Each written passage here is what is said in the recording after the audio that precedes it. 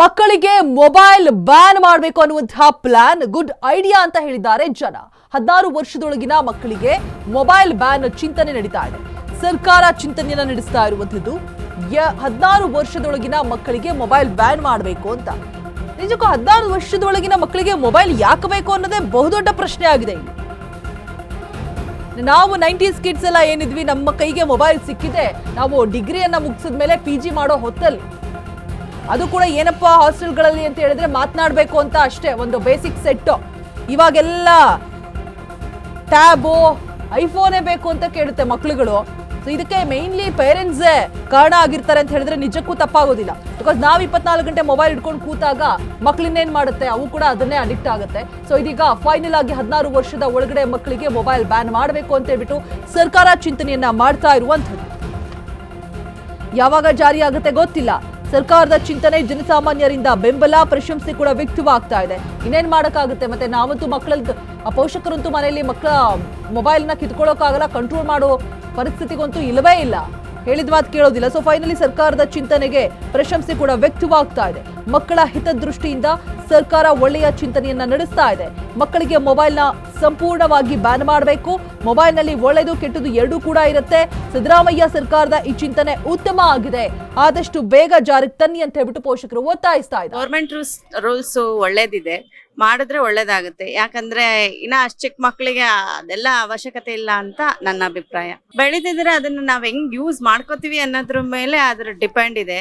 ಕೆಲವು ಮಕ್ಕಳು ಕೆಟ್ಟದಕ್ಕೂ ಯೂಸ್ ಮಾಡ್ಕೋಬಹುದು, ಕೆಲವು ಮಕ್ಕಳು ಒಳ್ಳೇದಕ್ಕೂ ಯೂಸ್ ಮಾಡ್ಕೋಬಹುದು. ಅವ್ರವ್ರ ಮೈಂಡ್ ಮೇಲೆ ಡಿಪೆಂಡ್ ಆಗುತ್ತೆ ಅಂತ ನನ್ನ ಅಭಿಪ್ರಾಯ.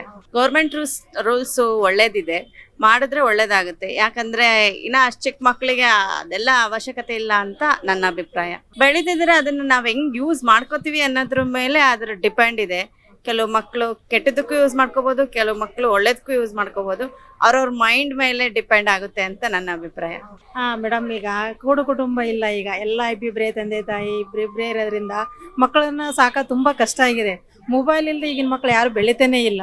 ಏನಕ್ಕಂದ್ರೆ ಒಂದು ಊಟ ಮಾಡ್ಬೇಕು, ತಿಂಡಿ ತಿನ್ಬೇಕಂದ್ರೂ ಮೊಬೈಲ್ ಬೇಕೇ ಬೇಕು ಅಂತ ಹಠ ಮಾಡ್ತಾರೆ. ಅದರಿಂದ ತುಂಬಾ ಮಕ್ಕಳು ಜಾಣರಾಗಿದ್ದಾರೆ, ತುಂಬಾ ಮಕ್ಕಳು ಹಾಳಾಗ್ತಾನೂ ಅದಾರೆ. ಅದರಿಂದ ಕೂಡು ಕುಟುಂಬ ಇದ್ದಿದ್ರೆ ಅಜ್ಜಿ ತಾತ, ದೊಡ್ಡಪ್ಪ ದೊಡ್ಡಮ್ಮ, ಚಿಕ್ಕಪ್ಪ ಚಿಕ್ಕಮ್ಮ ಹಿಂಗೆಲ್ಲ ಇರ್ತಿದ್ರು. ಅವ್ರಿಗೆ ಫೋನಿನ ಅವಶ್ಯಕತೆ ಇರಲಿಲ್ಲ, ಫೋನ್ ಯೂಸು ಮಾಡ್ತಿರ್ಲಿಲ್ಲ. ಅವಾಗ ಹಳೆ ಕಾಲನೇ ತುಂಬ ಚೆನ್ನಾಗಿತ್ತು. ಆ ಮಕ್ಕಳು ಅವಾಗ ಓದಿ ಇಂಜಿನಿಯರ್ ಆಗಿದ್ದಾರೆ, ಡಾಕ್ಟರ್ ಆಗಿದ್ದಾರೆ, ಎಲ್ಲ ಆಗಿದ್ದಾರೆ. ಹಂಗಾಗಿ ಈಗ ಎಲ್ಲ ಯೂಸ್ ಇದ್ದೂ ಮಕ್ಕಳು ದಡ್ಡರಾಗ್ತಿದ್ದಾರೆ. ಮೇನಾಗಿ ಜೀವಕ್ಕೆ ಅಪಾಯನೂ ತಂದ್ಕೊತಾ ಇದ್ದಾರೆ. ಅದರಿಂದ ಮೊಬೈಲು ಒಳ್ಳೇದು ಐತಿ, ಕೆಟ್ಟದ್ದು ಐತಿ. ಯೂಸ್ ಮಾಡೋದ್ರ ಮೇಲೆ ಅದು ಮಕ್ಕಳಿಗೆ ಗೊತ್ತಾಗಲ್ಲ, ಕೆಟ್ಟದ್ದೇನೆ ಜಾಸ್ತಿ ಯೂಸ್ ಮಾಡ್ಕೊಂತ ಇದಾರೆ ಈಗ. ಹಂಗಾಗಿ ಮೊಬೈಲ್ ಅವಶ್ಯಕತೆ ಮಕ್ಕಳಿಗೆ ಬೇಡ ಅಂತಾನೆ. ಇವಾಗಿರೋ ಮಕ್ಕಳಿಗೆ ಆಲ್ರೆಡಿ ಮೈಂಡ್ ಸೆಟ್ ಆಗೋಗಿದೆ. ಫಾರ್ ಎಕ್ಸಾಂಪಲ್ ನನ್ನ ಮಗಳದ್ದೇ ಹೇಳ್ತೀನಿ, ಅವಳು ಇಷ್ಟು ವರ್ಡ್ಸ್ ಕಲ್ತಿದ್ದಾಳೆ ಅಂತಂದ್ರೆ ಸೋಷಿಯಲ್ ಮೀಡಿಯಾ ನೋಡಿನೇ ಅರ್ಧ ಪ್ರಪಂಚನೇ ತಿಳ್ಕೊಂಬಿಟ್ಟಿದ್ದಾಳೆ. ಅವಳು ಏನ್ ಮಾತಾಡ್ಬೇಕು, ಏನ್ ಮಾತಾಡಬಾರ್ದು ಎಲ್ಲ ಒಳ್ಳೇದು ಮಾತಾಡ್ತಾಳೆ, ಕೆಟ್ಟದ್ದು ಮಾತಾಡ್ತಾಳೆ. ಒಳ್ಳೇದು ಓಕೆ, ಮಕ್ಕಳೇನೋ ನಾಲೆಡ್ಜ್ ಬೇಸಸ್ ಬರ್ತಾ ಇದೆ ಅಂತ ನಾವು ಖುಷಿ ಪಡ್ಬೋದು. ಆದ್ರೆ ಕೆಟ್ಟದ್ದು, ನಮ್ಮ ಮಕ್ಕಳು ಫೋನ್ ನೋಡಿನೇ ಹಾಳಾಗ್ತಾ ಇದ್ದಾರೆ. ಅದರಲ್ಲೂ ಸ್ಪೆಷಲಿ ಯೂಟ್ಯೂಬ್ ಇಂದಾನೆ ಹಾಳಾಗ್ತಾ ಇದ್ದಾರೆ. ರೀಲ್ಸ್ ಅಲ್ಲ, ಇನ್ಸ್ಟಾಗ್ರಾಮ್ ಅಲ್ಲ, ಫೇಸ್ಬುಕ್ ಅಲ್ಲ, ಯೂಟ್ಯೂಬ್ ಶಾರ್ಟ್ಸ್ ಇಂದಾನೆ ಹಾಳಾಗ್ತಾ ಇದ್ದಾರೆ. ಓಕೆ, ಮಾಡ್ಲಿ, ಕಲೆ ಇದೆ, ಯೂಸ್ ಮಾಡ್ಕೊಳ್ಳಿ.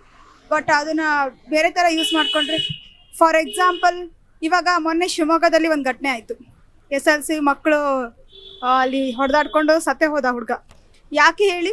ಅದೆಲ್ಲ ಈ ಫಿಲಮಲ್ಲಿ ತೋರಿಸ್ತಾರಲ್ಲ, ಸಣ್ಣ ಮಕ್ಕಳು